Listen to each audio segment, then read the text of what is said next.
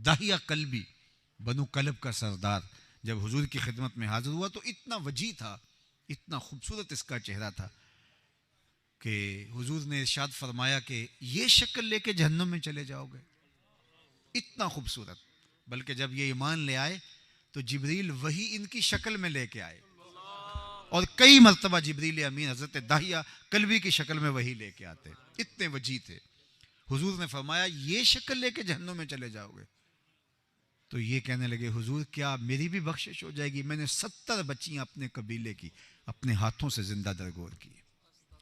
ایک شخص آ کے کہانی سناتا ہے کہ میں ایک لمبی مسافت پہ گیا تھا، واپس پلٹا تو میرے گھر میں بیٹی کھیل رہی تھی، اور میری بیوی نے اس ڈر سے کہ کہیں بیٹی کو زندہ درگور نہ کر دے، بیٹی کو سمجھا رکھا تھا کہ باپ کو یوں مخاطبت کرنی ہے، یوں لاڈ کرنا ہے، اس کے توتلے سے لہجے میں محبت بھرے جملے رکھ دیے تاکہ دل پسیج جائے۔ ماں تو ماں ہوتی ہے چاہے جاہلیت کے زمانے کی ہو، وہ کیسے گوارا کرتی ہے کہ بیٹی زندہ درگور کر دی جائے، لیکن ظالم سفاک باپ بیٹی اپنے ہاتھوں سے زندہ درگور کرتے تھے۔ ماں نے باتیں سکھا رکھی تھی۔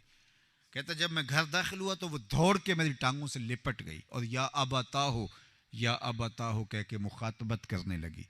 میرے سینے میں پتھر بھی ہوتا تو پگھل جاتا، لیکن میں اس ظالمانہ سماج کی جھوٹی رسموں کا جکڑا ہوا شخص تھا۔ میں نے کہا میں نے اس کو زندہ درگور کرنا ہے، اور صحرا میں لے گیا اور گڑھا کھودنے لگا۔ میری بیٹی بے خبر تھی کہ گڑھا کیوں کھودا جا رہا ہے۔ جب میں پسینے میں شرابور ہونے لگا تو وہ آگے بڑھی اور اپنے ننھے سے آنچل سے میرے ماتھے کا پسینہ صاف کرنے لگی۔ میرا دل ہلا، لیکن میں پھر بھی صفاک رہا۔ میں نے کہا نہیں، میں نے اس سے جان چھڑانی ہے۔ اور پھر گڑھا کھود کے جب میں اس گڑھے سے باہر آیا تو میری بیٹی نے سکھ کا سانس لیا۔ بیٹیاں تو میری بھی ہیں، بیٹیاں تو آپ کی بھی ہیں۔ تصور کرنے سے روح کانپ اٹھتی ہے، لیکن یہ عمل ہوتا تھا۔ کہتے ہیں میں باہر آیا تو بیٹی نے سکھ کا سانس لیا کہ میرے باپ کی مشقت ختم ہوئی ہے، لیکن میں نے اس کو آنن فانن اس گڑھے میں دھکا دے دیا اور مٹی انڈھیلنے لگا۔ پہلے تو وہ یہ سمجھتی رہی کہ کوئی کھیل ہے، اور وہ میں مٹی ڈالوں اور وہ آگے سے جو ہے وہ اس کو انجوائے کرے، لیکن جب اس کی سانسیں دبنے لگی تو اس نے رونا شروع کر دیا۔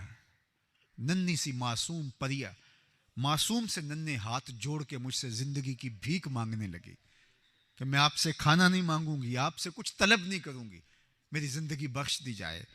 لیکن وہ روتی رہ گئی، وہ چیختی رہ گئی، اس کی سسکیاں بھی ریت میں دب گئیں، اس کے آنسو بھی ریت میں جذب ہو گئے، اور اس کے جڑے ہوئے ننھے معصوم ہاتھ بھی ریت میں جذب دفن ہو گئے۔ آج اسلام لایا ہوں تو اس کی چیخیں مجھے سونے نہیں دیتی۔ وہ سنا رہا تھا وَأَيْنَا رسول اللہ تذرفان، حضور کی آنکھوں میں آنسو تھے۔ کسی نے اس کو گھورتے ہوئے کہا کہ تو اتنا دردناک واقعہ سنا ہے، حضور دکھی ہو گئے۔ آقا کہ میں اس کو سنانے دو، اس کو سنانے دو۔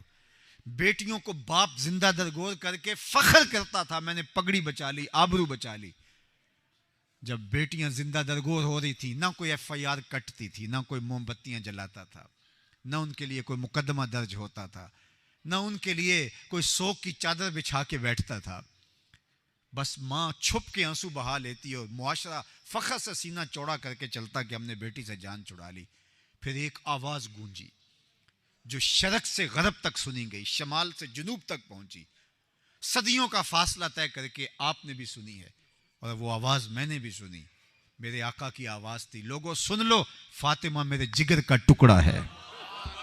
یہ اس معاشرے میں آواز آئی جس معاشرے میں بیٹیوں کو زندہ درگور کر کے باپ فخر کرتا تھا۔ میں قربان نہ جاؤں محمد عربی پہ، ہماری نسلیں قربان حضور کے نام پہ۔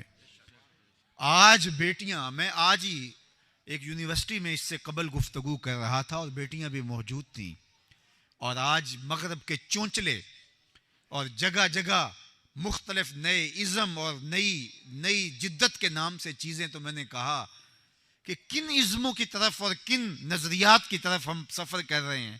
ساری زندگی بھی بیٹیاں پیشانی سجدے میں رکھ کے شکریہ ادا کرے، محمد عربی کا شکریہ ادا نہیں ہو سکتا ہے۔ آج بک رہی ہوتی منڈیوں میں مائیں بھی، بہنیں بھی، بیٹیاں بھی، اور زندہ درگور کی جا رہی ہوتی۔ نصیر اچھا ہوا ان کا در مل گیا ورنہ، نصیر اچھا ہوا ان کا در مل گیا ورنہ، کہاں رکتے کہاں تھمتے نہ جانے کہاں جاتے. آج کہاں لڑک کے ہم کس گڑھے میں گرے ہوئے.